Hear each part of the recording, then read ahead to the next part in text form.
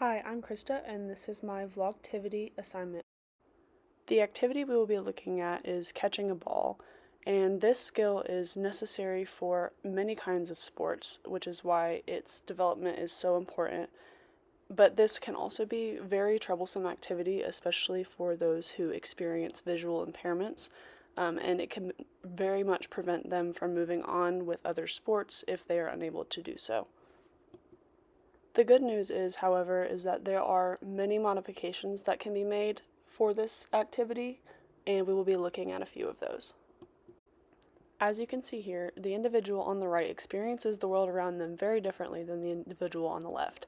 Visual impairments cause a distortion of the environment around someone, which would make it extremely difficult for them to see a ball that was coming towards them and prevent them from catching it. It should be noted, however, that many visual impairments express themselves in different ways, and this is not the only way that a person who is visually impaired may see the world. So what modifications could we make? The first two we could make are increasing the ball size or using a brightly colored ball. These two would make the ball much easier for the visually impaired person to see, and that way they could better sense the ball moving through space before they catch it. The second thing we could do is decrease the distance of the throw or use only slow underhand throws. By decreasing the distance of the throw, it increases the likelihood that the person could see the ball as it's coming towards them rather than getting lost in space as it's coming towards them. By using slow underhanded throws, this increases the amount of time that the catcher has to sense the ball before they have to prepare to catch it. The last thing we could do is use verbal cues upon the thrower's release of the ball, such as a 3, 2, 1 throw.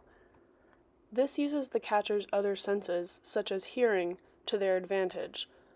This would help them hear when the thrower is throwing the ball, and that way they could better prepare for the catching of the ball. Next, we will look at demonstrations of each modification. Note that all of these demonstrations include an underhand throw, which was listed as one of the modifications. The first demonstration is a normal ball being caught by the catcher. This includes no modifications other than the previously mentioned underhand throw.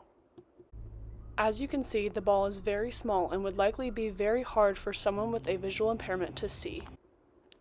The first modification made is increasing the ball size as well as changing the color. This makes the ball much easier for the person who is catching the ball to see it. The next modification that is made is decreasing the distance between the thrower and catcher. This ensures that the person who is catching the ball can see the ball as it is thrown. The last modification is including a verbal cue before the throw. 3, 2, 1, throw. Including a verbal cue ensures that the person who is catching the ball is aware of when the ball is coming towards them by using their sense of hearing to their advantage. This way, the person with the visual impairment is able to know when they are supposed to put their arms up to be prepared for the catching of the ball. Including these 5 simple modifications allows us to help individuals who are visually impaired both physically and psychologically. The modifications made will ultimately make activities more accessible for those living with visual impairments. As a result, the individuals may also feel a sense of fulfillment that comes from being able to participate in both physical education and sports alongside their peers.